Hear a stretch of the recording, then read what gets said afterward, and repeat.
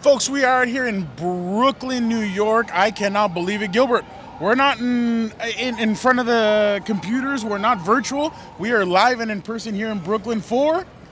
Ryan Garcia, Devin Haney. I almost forgot because maybe Bill Haney wants to be in the fight. I don't know. It's a shoving match again for the 1, 2, 3. Well, how many times shoving match in Las Vegas, shoving match at the Empire State Building, and now here at the Barclays? No, and you know what's funny? I think Bill was not happy this morning when he heard Ryan Garcia did not make the weight. So he's like, you know what? It has to be about us. It's all about us. We have to make ourselves a story. Let me do this. And Gilbert, I don't know. I've seen it from different angles. I feel like Bill Vinovich, the referee from CBS, that's like looking at different angles. I thought it was at Bernard Hopkins, but yeah. I don't know. It was just a weird And then moment. You told me that De La Hoya came out holding his wrist. Yeah. Like, what's going on? Maybe he was trying to get warmed up for, using that jab again, or the left hand, whatever you want. In one of those, he was shadow boxing. Well, I don't know. I'll just say this for now because we waited 2 hours over here in Brooklyn. My feet got tired. You're having a nice seat, Fernando. I was watching you in jealousy. And then they came out for the weigh-in. And then Ryan Garcia chugging the beer. I want to say Pacifico. I could tell from the bottle there. Yeah. But there was no label on it. And then even the announcer was like, you know what? No way. And Ryan Garcia's just going to do it by himself. Why not? With the great voice that he has. And then he chugged the beer. And I thought, okay, they're selling the fight. And then out of nowhere, Bill Haney just got mad. They had a Mexico flag, too. So it was chaotic, eventful, but it's boxing. And the voice of reason in all this was Ryan Garcia. He's like, folks, we have a fight in 24 hours. What are we doing? We'll handle that. And then he goes over to the corner and he starts praying. He starts dancing. He starts doing everything. When you lose $1.6 million, you're probably, Well, he said it was a chump change for him. Police, near PD. Yeah, and NYPD's finest here. Thank you guys so much. But Gilbert, he had to make it more New York. Exactly.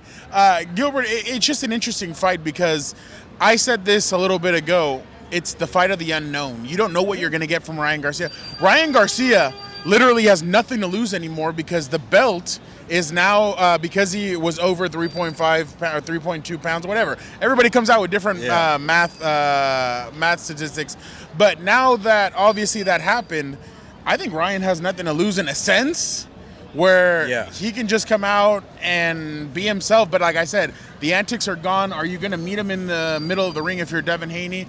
Those are kind of my storylines to watch. In a way, it's kind of, who cares? It happened. You got to move on. What else can you do, right? You lost the $1.6 million. And by the way, was that because of the bet with Devin Haney? Yeah. So he paid 500, it. And then even an Devin, extra 100,000. Devin tweeted out, Ryan's a man of his word, and he has paid the $1.5 million. I did not see the tweet. I hope Devin donates that to charity or does something really cool with it, but who knows? Okay, going back to the question, I don't like that Ryan didn't make the weight. Like Devin said, not professional, because I know in boxing... But he tried his hardest. He did. You know what? I'll give Ryan some credit. He wasn't making an excuse or nothing. You know what? I tried my best. It didn't work out.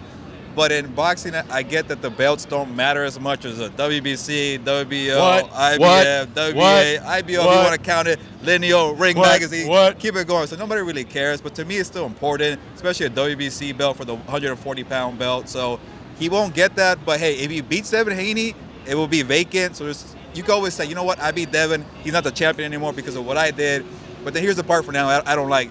Excuses. What if Devin's like, you know what? You got to give me a rematch because you were overweight. Yep. You were too big come fight night. There was no rehydration clause. None of that.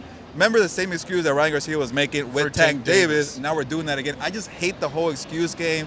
But whatever, they're going to fight two of the best in the world. Well, and I mean, whoever loses is going to make an excuse after this no matter what. But Gilbert, you know me, WWE mindset right here.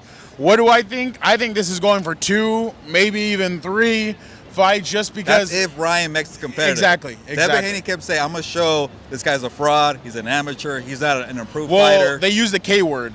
Which was? Kill. Oh, okay. There was a lot of words used the last couple of days. Well, there was a lot of... Yeah, exactly. To give ourselves some credit, we started the hype for this promotion here. Yeah, exactly. Hey, Uncle Oscar, I think you should cut us a little bit of a deal. But no, and that's the thing. We wrote about it this week. We talked about it. We think it's going to be a decision, a unanimous decision. Ryan Haney, Devin Haney. There you go. But Gilbert, just what's your main storyline looking at this fight? Yeah, we talked to Greg Bishop. Check it out, promo. Covers boxing for SI, worked for the Zone, and he kept saying, "Well, Devin Haney is very underrated. He's a very skillful fighter, technician, defensive minded. Doesn't have a lot of power." But when you have kind of a suspect chin, remember, he got rocked by Loma, got rocked by Linares.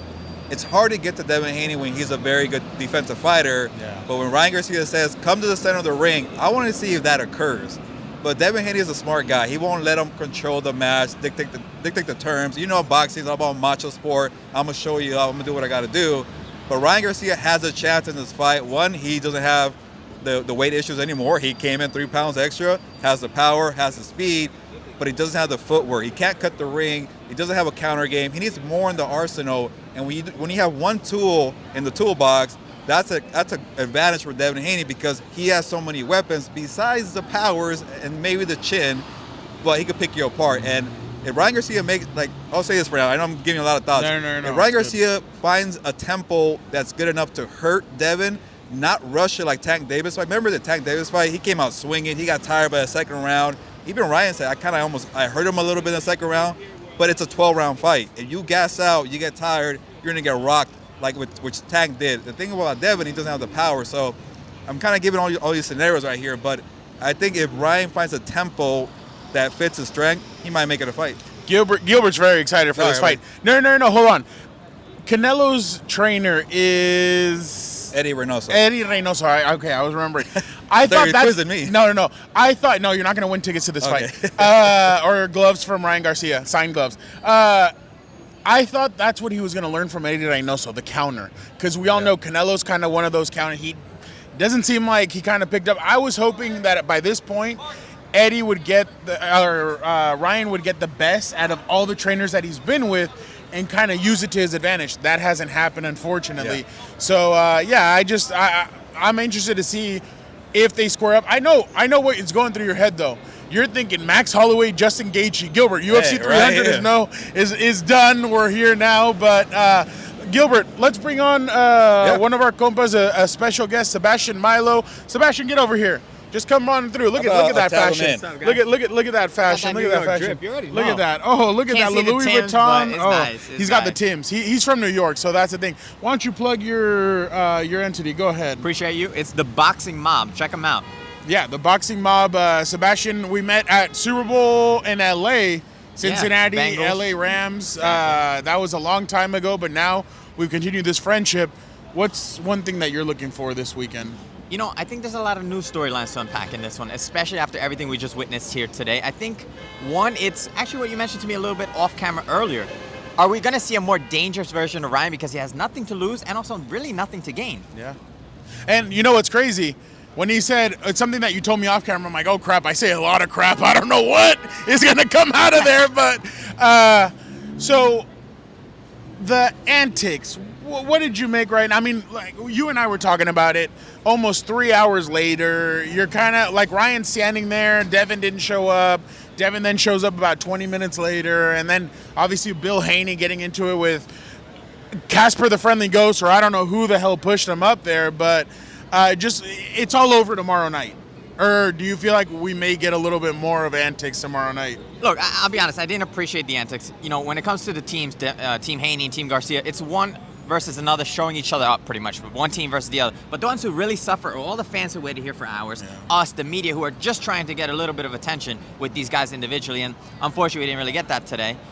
I think the antics will continue past this fight because after this fight, depending on how Ryan does, whether you say he's going to win or not, there's going to be more. I think there will be a rematch because this is a trilogy type of fight in the making, so the antics won't die in this one, I think. Who you got? I love Ryan, but in all seriousness, skills pay the bills, as Devin says before, and I do believe that Devin is the more prepared in every capacity and shape or form to outpoint Ryan Garcia in this. I think it goes to a decision.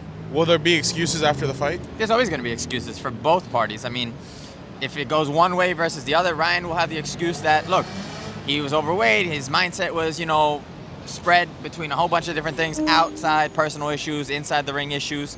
And Devin, if he loses, well, he's going to have the maybe excuse. I've never really heard Devin make massive excuses, so I'll give him the credit. But maybe there's the excuse potentially of Ryan was 3 pounds heavier. He's a bigger guy, you know? So I don't know. I think in boxing, unfortunately, nowadays you get too many excuses. Last one for me. Do you think the weight will be an issue tomorrow night? No, I don't think so. I think Ryan is exactly where he wants to be. He's not worrying about weight anymore like we saw in the rehydration issue that he had against Tank. This is the best version of Ryan, whatever that may mean. And for Devin, I mean, after the pro-grade fight, we saw Devin saying that he might jump up to 147. I do see, maybe. I mean, you see him a little drawn out, wearing the 2 shirts, as B-Hop was saying that's maybe because he's trying to sweat it out, that he's suffering, trying to make weight again. He was 140 on the dot. I think he's comfortable. He's comfortable. He'll be fine come fight night, both of them. All right. Well, Sebastian, thank you so much. Pleasure. That's Sebastian Milo. Make sure you guys check in with The Boxing Mob. The Boxing Mob. Folks, you're not going to want to miss everything that we got coming on tomorrow night, everything we got on next week. Next week, Gilbert, can I say it? Go ahead. We got, Gilbert gave me the okay. We got Tyler Dragon jumping on to talk NFL draft. We have Doug Keed, one of our compas, talking about what are the Patriots going to do. We may have Sam on to talk about Washington, what they're going to do. So make sure you guys are tuned in to everything we got going. There you go. Hey, you heard them. New York said it. Yeah, New York said it. Yeah, hey, here we go. This is the beautiful Barclays. This is the stadium and everything. There's people riding bikes. There's the subway. You got a little bit of everything. We have some journalists over here still on their computers, and they're doing a little bit of everything. But I think this has been a thing since the Kevin Owens experience that we had at WrestleMania, the following around the camera. But again, make sure you guys tune in. We appreciate you guys so much. Don't forget to check social media at Compas on the Beat for all the other stuff on Instagram, on Twitter. Thank you guys so much, and we are out.